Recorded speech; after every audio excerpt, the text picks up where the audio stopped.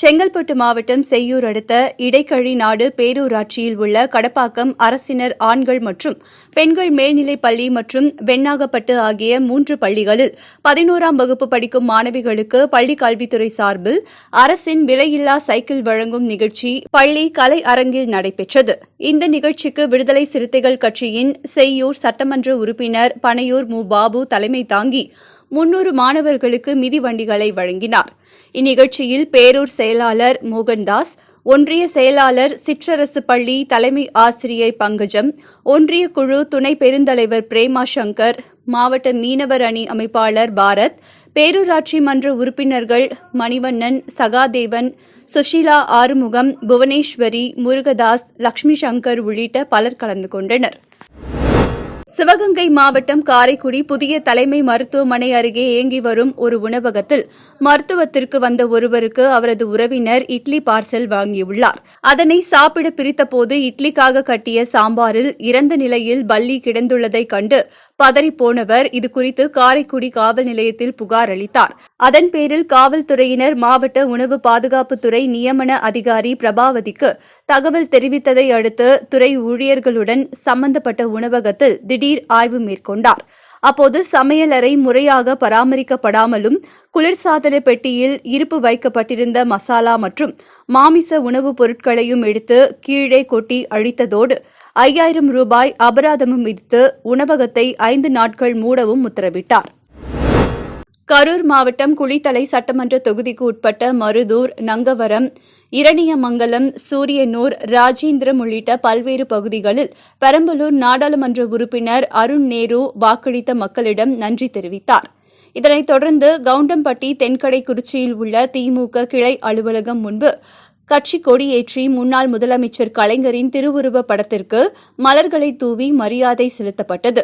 அப்போது சட்டமன்ற உறுப்பினர் மாணிக்கம், திமுக குடித்தலை கிழக்கு ஒன்றிய செயலாளர் சந்திரன், விடுதலை சிறுத்தைகள் கட்சியின் கரூர் கிழக்கு மாவட்ட செயலாளர் குறிச்சி சக்திவேல் உள்ளிட்ட இந்திய கூட்டணி கட்சி நிர்வாகிகள் பலர் உடனிருந்தனர். அதிமுக பொதுச் செயலாளர் எடப்பாடி பழனிசாமியை விமர்சித்த பாஜக மாநில தலைவர் அண்ணாமலையை கண்டித்து சென்னை காசிமேடு நெடுஞ்சாலையில் அதிமுகவினர் ஆட்டுக்குட்டிகளுடன் வந்து அவைகளுக்கு அண்ணாமலை முகமூடி அணிவித்து கண்டன கோஷங்கள் எழுப்பி ஆர்ப்பாட்டத்தில் ஈடுபட்டனர். மேலும் அண்ணாமலையின் முகமூடியையும் கிழித்து எறிந்து கோஷங்கள் எழுப்பினர். முன்னதாக ஆட்டுக்குட்டிகளை அனுமதிக்க முடியாது என போலீசார் ஆடுகளை முடக்கியதால் பரபரப்பு ஏற்பட்டது. தலைவரை புகழ்ந்து பேசின ஒரு விஷயம் இவருக்காக வேணும்னா ஒரு ஐபிஎஸ் அதிகாரி, முன்னாள் ஐபிஎஸ் அதிகாரி, காவல்துறையில் பல நல்ல கண்ணியமிக்க பதவிகளை வகித்த அதிகாரி ஒரு குறுக்கு வழியில் எந்த ஆட்சி மத்தியில் அமையும் அப்படின்றத பார்த்து வெயிட் பண்ணி 13 மாசத்துக்கு அப்புறம், அதுக்கு முன்னாடி ஒரு பதவியை ராஜினாமா பண்ணிட்டாரு. 13 மாசத்துக்கு அப்புறம் கூர்ந்து 2019 பாஜக மத்தியில் ஆட்சி அமைக்கும் போது பாஜக போய் சேர்ந்து ஒரு குறுக்கு வழியில பதவியை ஏறத்தாழ அவர் இந்த ஒரு பொறுப்புக்கு கட்சிக்குள்ள 3 வருஷம் தான் இருக்கும்.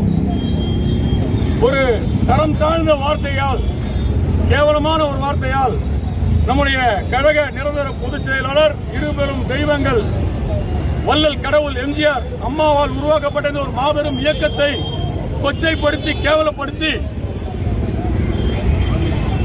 எந்த விதத்திலையும் அவருக்கு அருகதை கிடையாது, அவருக்கு அந்த வயதும் கிடையாது, அந்த தகுதியும் கிடையாது. நான் கூட ரொம்ப நல்லவர் நினைச்சேன், நல்லவர் வல்லவர் அப்படின்னு நினைச்சேன். பார்த்தா ஒட்டுமொத்த கேவலத்தின் உச்ச உருவம் அண்ணாமலை.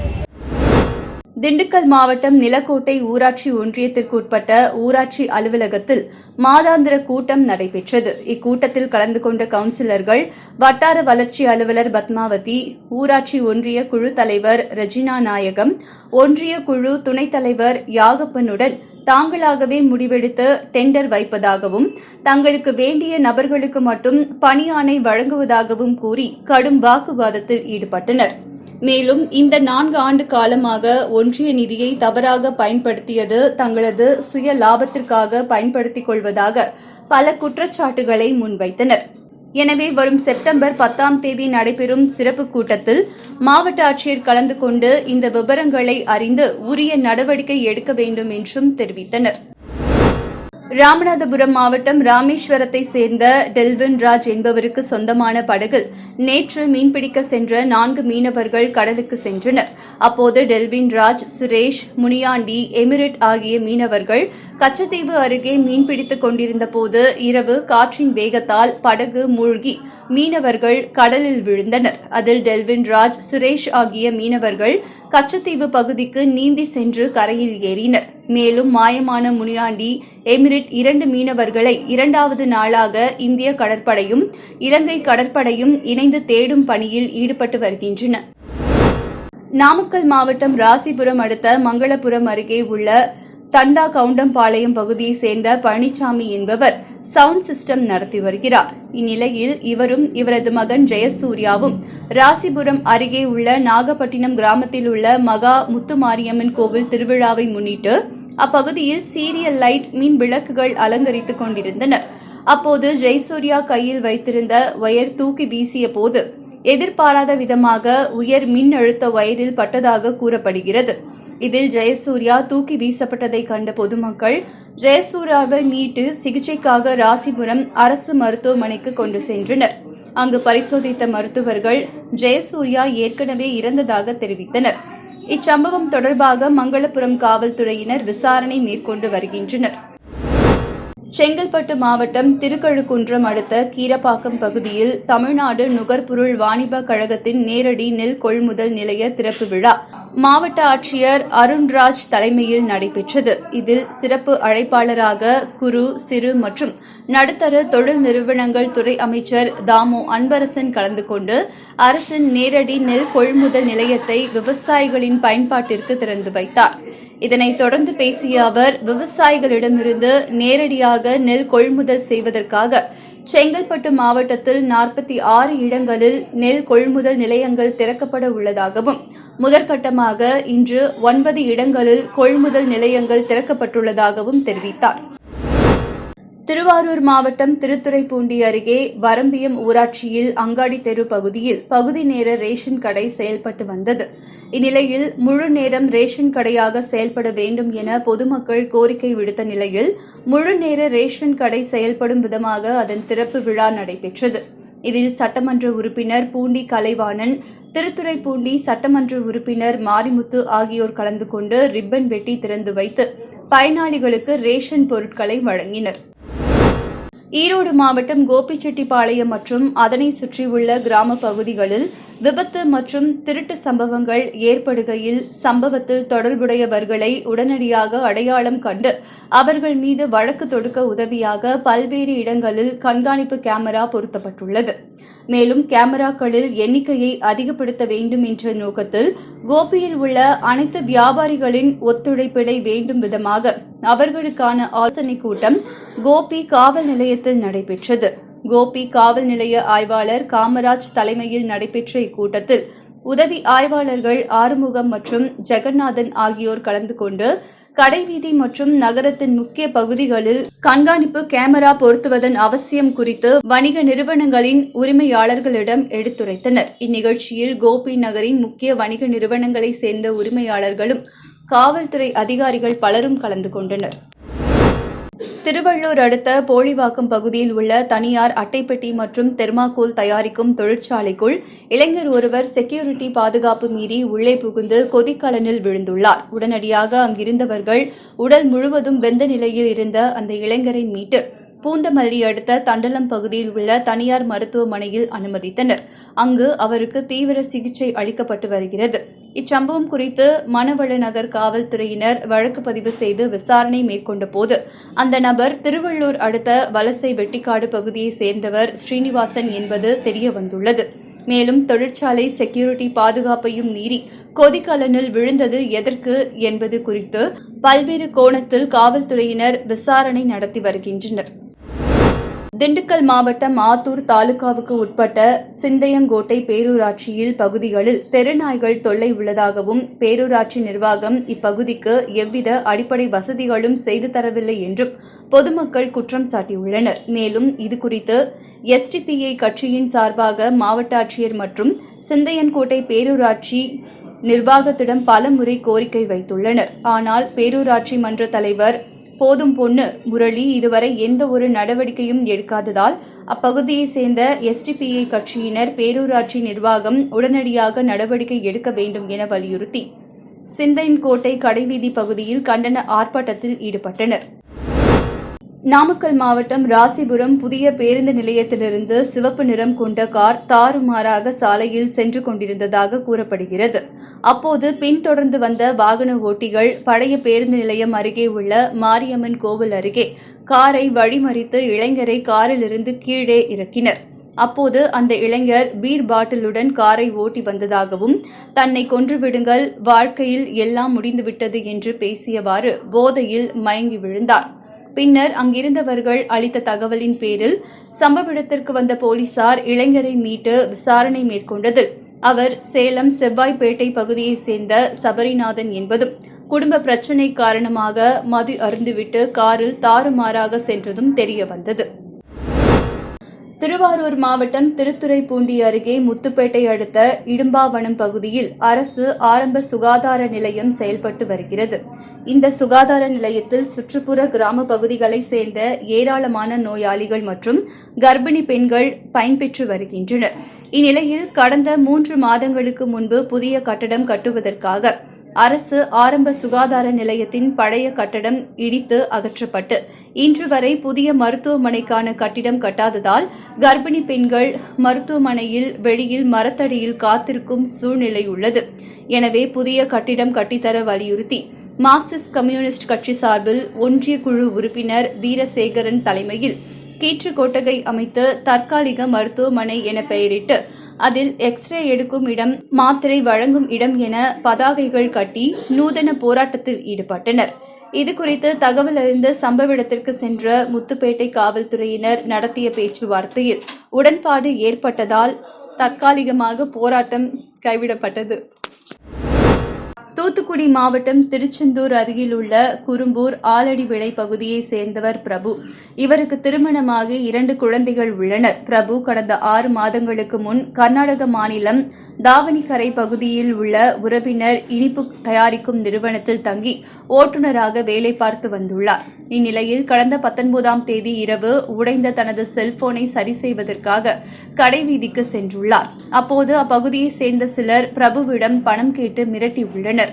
பிரபு பணம் கொடுக்காததால் ஆத்திரமடைந்த அந்த கும்பல் அவரை ஆட்டோவில் காட்டுப்பகுதிக்கு கடத்தி சென்று பிரபுவை நிர்வாணமாக்கி அடித்து கொடூரமாக தாக்கி வீடியோ எடுத்ததாக கூறப்படுகிறது. மேலும் அங்கிருந்து தப்பி வந்த அவர் சாலையில் சோதனை சாவடியில் பணியில் ஈடுபட்டிருந்த கர்நாடக காவல்துறையினரிடம் இது தொடர்பாக புகார் அளித்துள்ளார். அதற்கு அங்கிருந்த காவலர்களும் தமிழன் கன்னடர்கள் மீது புகார் கொடுப்பதாக என கேட்டு காவல்துறையினரும் தாக்கியுள்ளனர். மேலும் கன்னட காவலர்கள் அந்த கும்பலை அங்கு வரவழைத்து மீண்டும் தன்னை தாக்க வைத்ததாக பிரபு கண்ணீர் மல்க வேதனை தெரிவித்துள்ளார். மேலும் இது தொடர்பாக தமிழக அரசு உரிய நடவடிக்கை எடுக்க வேண்டும் என பிரபுவின் மனைவி நிர்மலா கௌரி கண்ணீர் மல்க கோரிக்கை விடுத்துள்ளார். நான் வேலை பார்த்துட்டு இருந்த இடத்துல டெய்லி என்னை காசு கேட்டு தொந்தரவு பண்ணிட்டு இருந்தாங்க. நீ தமிழ்காரன் தானே, காசு கொடு, எதுக்கு நீ இங்கே வேலைக்கு வந்துட்டு எங்களுக்கு கொடுக்காம போவியா அப்படின்னு சொல்லி டெய்லி டார்ச்சர் பண்ணாங்க. அன்னைய தானே என்கிட்ட கையில் காசு இல்லை, நான் அடுத்த வாரம் ஊருக்கு வரணுங்கிறதுக்காக நான் இருந்தேன், அந்த காசை கொடுக்க முடியல, கேட்டவுடனே நான் கொடுக்கல. அதெல்லாம் ஒருத்தன் என்னை மண்டையில் அடித்தான். மண்டையில் அடித்து தமிழ்கார தேடிய போய் உனக்கு என்னடாங்க வேலைன்னு சொல்லி அடித்தாங்க. நான் திருப்பிட்டு கோவம் அடிக்க போனதுக்கு நான் 5-6 பேர் என்னை ஆட்டோவில் கூப்பிட்டு போய் என்னை ஒரு காட்டுக்குள்ளே வச்சு விடிய கட்டி போட்டு 2 காலையும் ட்ரெஸ் இல்லாமல் என்னை அடித்து என் கன்னத்தில் அரைஞ்சி எல்லாமே பண்ணி ரொம்ப கொடுமைப்படுத்திருக்காங்க. விடிய இது யாருக்குமே தெரியல. அவங்களுக்கும் தெரியல, எங்களுக்கும் தெரியல. கட்டி போட்டு ரொம்ப கொடுமைப்படுத்தணுன்னே இவர் அங்கேயே மயக்கம் அடித்து கடந்துருந்துருக்காரு.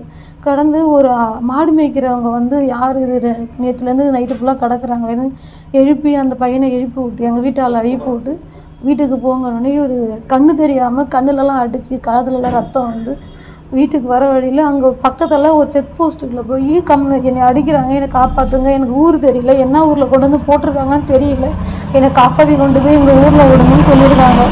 ஆனால் அந்த போலீஸ் என்ன பண்ணியிருக்காங்க, இவனை விடிய 4 மணி நேரம் அடிப்பட்டவரை போட்டு உட்கார வச்சு விடிய அடித்து தமிழ்நாட்டிலேருந்து வந்து எங்கள் நாட்டு மக்கள் மேலேயே நீ கம்ப்ளைண்ட் பண்ணுவியா, எங்கள் ஆள் மேலேயே கம்ப்ளைண்ட் பண்ணுவேன்னு அடித்து கம்ப்ளைண்ட் பண்ணவங்கள அடித்தவங்களே கூப்பிட்டு போய் விடிய அடித்தவங்களே கூட்டிகிட்டு போய் வர வச்சு ஃபோன் பண்ணி வர வச்சு திருப்பி நைட்டு ஃபுல்லாக அடிச்சிடுறாங்க. ட்ரெஸ்ஸே இல்லாமல் நிறுவனமாக அடித்து தூக்கி ஒரு ட்ரைனேஜில் தூக்கி போட்டோடனே அவர் என்ன எங்கே கிடக்கணும்னு தெரியாமலே மறுநாள் 2 நாள் கழித்து எந்திரிச்சு அவங்க மாமா வீட்டுக்கு போய் வீட்டுக்கு வந்து சேரவே குத்துயிரும் குளருமா போட்டு கிடந்திருக்காங்க. அந்த ரத்தத்தோடையும் இப்போ இங்கே எங்கள்கிட்ட இருக்காங்க. ஒரு காது கேட்கல, கண்ணு தெரியல, அவரால் உட்கார முடியல, முதுகு அந்த அளவுக்கு அடிபட்டிருக்கு, எலும்பு நொறி இருக்குன்னு தெரியலன்னு ஹாஸ்பிட்டலுக்கு கூட்டிகிட்டு போகிறோம் சார். எங்களுக்கு என்ன பண்ணணும்னு தெரியல, யாரை கேட்கணும்னு தெரியல. அதனால தான் உங்கள்கிட்ட இந்த அளவுக்கு நான் உங்களுக்கு. தஞ்சை மாவட்டம் கும்பகோணத்தில் ஒரு கும்பல் காண்டாமிருக கொம்பை விற்பனை செய்ய உள்ளதாக கிடைத்த தகவலின் பேரில் கும்பகோணம் வனச்சரக அதிகாரிகள் விசாரணை மேற்கொண்டு வந்தனர். அப்போது திரு நாகேஸ்வரத்தில் உள்ள தங்கும் விடுதியில் காண்டாமிருக கொம்பை விற்பனை செய்வதற்காக அந்த கும்பல் தங்கியிருக்கும் தகவல் கிடைத்துள்ளது. அதன் பேரில் அங்கு சென்ற வனத்துறையினர் காண்டாமிருக கொம்புடன் தங்கியிருந்த 5 பேரை சுற்றி வளைத்து கைது செய்தனர். அவர்களிடம் நடத்தப்பட்ட விசாரணையில் அவர்கள் நாகை மாவட்டத்தை சேர்ந்த களியபெருமாள், திருவாரூரை சேர்ந்த ஹாஜா மைதீனும், கும்பகோணத்தை சேர்ந்த செந்தில், தென்னரசு, விஜயகுமார் என்பது தெரியவந்தது.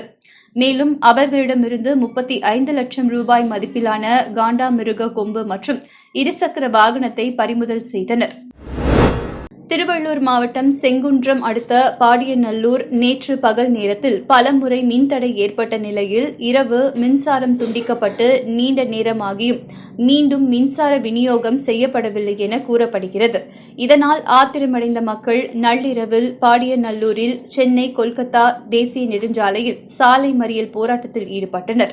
இதுகுறித்து தகவல் அறிந்து சம்பவ இடத்திற்கு வந்த காவல்துறையினர், மின்வாரிய அதிகாரிகள் பேச்சுவார்த்தையில் ஈடுபட்டனர். பின்னர் மின்சாரம் சீரமைக்கப்பட்டு மின்சாரம் வழங்கப்பட்டதால் போராட்டம் கைவிடப்பட்டது. சுமார் 1 மணி நேரத்திற்கு மேல் நீடித்த சாலை மறியல் போராட்டம் காரணமாக சென்னை கொல்கத்தா தேசிய நெடுஞ்சாலையில் நள்ளிரவில் போக்குவரத்து பாதிக்கப்பட்டது. திருச்சி மாவட்டம் அந்தநல்லூர் தொடக்க வேளாண்மை கூட்டுறவு கடன் சங்கத்தில் அல்லூரை சேர்ந்த பிரகாஷ் மற்றும் அதே பகுதியை சேர்ந்த ஜெயராமன் என்பவரின் மனைவி புவனேஸ்வரி ஆகியோர் விவசாய கடனுக்காக சிட்டா நகல்களை கொடுத்துள்ளனர்.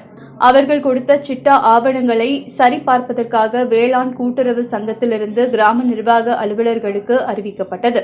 அவற்றை கிராம நிர்வாக அலுவலர் சரிபார்த்தபோது சிட்டா மற்றும் ஆவணங்கள் அனைத்தும் போலியானவை என்பது தெரியவந்துள்ளது. இதுகுறித்து அத்தநல்லூர் தொடக்க வேளாண்மை கூட்டுறவு கடன் சங்கத்தின் செயலாளர் பரமேஸ்வரன் ஜியபுரம் காவல் நிலையத்தில் புகார் அளித்தார். புகாரின் பேரில் காவல்துறையினர் வழக்கு பதிவு செய்து போலி ஆவணங்கள் கொடுத்த பிரகாஷ் மற்றும் புவனேஸ்வரி ஆகிய இருவரையும் கைது செய்து விசாரணை மேற்கொண்டு வருகின்றனர். நாமக்கல் மாவட்டம் ராசிபுரம் அடுத்த வெண்ணந்தூர் அருகே உள்ள ஆட்டையாம்பட்டை பிரிவு சாலையில் தனியார் பேருந்துகளும் நின்று செல்ல வேண்டும் என மாவட்ட ஆட்சியர் உமா கடந்த சில மாதங்களுக்கு முன்பு உத்தரவிட்டிருந்தார். ஆனால் பல பேருந்துகள் இங்கு நிற்காமல் சென்று வருவதாக கூறப்படுகிறது. இந்நிலையில் இந்த பகுதியை சேர்ந்த பரிமளா சேலத்தில் இருந்து நாமக்கலை நோக்கி தனியார் செல்லும் பேருந்தில் பயணம் மேற்கொண்டுள்ளார். அப்போது ஆட்டையாம்பட்டி பிரிவு சாலையில் இறங்குவதற்காக பயணச்சீட்டு எடுத்துள்ளார். ஆனால் பேருந்து நடத்துனர் பேருந்து அங்கு நிற்காது என கூறியதால் பெண் பயணி தனது உறவினரிடம் தகவல் தெரிவிக்கவே 100க்கும் மேற்பட்ட கிராம மக்கள் அந்த பிரிவு சாலை அருகே பேருந்தை வழிமறைத்து போராட்டத்தில் ஈடுபட்டனர். பின்னர் காவல்துறையினர் பேச்சுவார்த்தை நடத்தியதையடுத்து கிராம மக்கள் அப்பகுதியிலிருந்து கலைந்து சென்றனர்.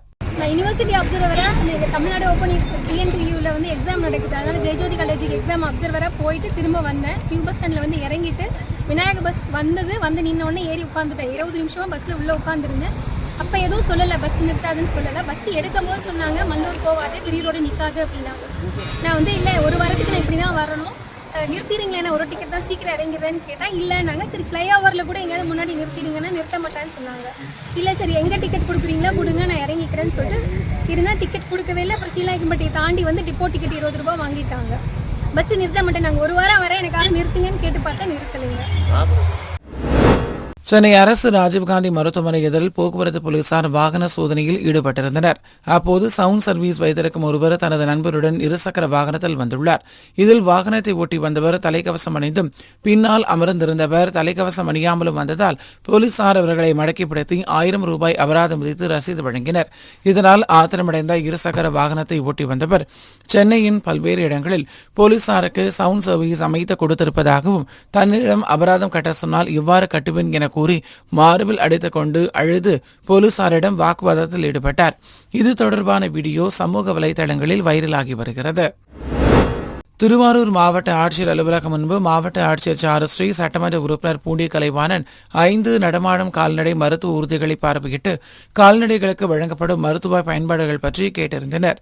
தொடர்ந்து கிராமப்புறங்களில் கால்நடை பராமரிப்பு, மருத்துவ வசதி, வாகனங்கள் பணிகளை மேற்கொள்ள தொடங்கி வைத்தனர். மேலும் கால்நடைகளுக்கு அவசர சிகிச்சை தேவைப்படுவோர் 1962 என்ற கட்டணமில்லா தொலைபேசி இலக்கத்திற்கு தகவல் தர வேண்டும் என்றும் மாவட்டத்தில் உள்ள 10 ஊராட்சி ஒன்றியங்களில் நடமாடும் கால்நடை மருத்துவ சிகிச்சை மற்றும் இப்பணிகளை மேற்கொள்வதற்காக 5 நடமாடும் கால்நடை மருத்துவ ஊர்திகள் ஒதுக்கீடு செய்யப்பட்டுள்ளது என்றும் இதனை கிராமப்புறங்களில் கால்நடைகள் வைத்திருப்பவர்கள் பயன்படுத்திக் கொள்ள வேண்டும் என மாவட்ட ஆட்சியர் தெரிவித்தார். தேனி அருகே பழனிசெட்டிப்பட்டியில் கார்த்திக் என்பவர் டாஸ்மாக் பார் நடத்தி வருகிறார். இவர் தனது பாரின் அருகே இருக்கும் குப்பைகளை அகற்றி பழனி செட்டிப்பட்டி பேரூராட்சி துப்புரவு பணியாளர்களை அவதூறாக பேசியதாகவும் பழனி செட்டிப்பட்டி பேரூராட்சி அலுவலகத்துக்கு சென்று செயல் அலுவலரை தகாத வார்த்தைகளால் பேசி கொலை மிரட்டல் விடுத்ததாகவும் செயல் அலுவலர் காவல் நிலையத்தில் புகார் அளித்தார். அதன் பேரில் கார்த்திக் மீது வழக்கு பதிவு செய்யப்பட்டுள்ளது.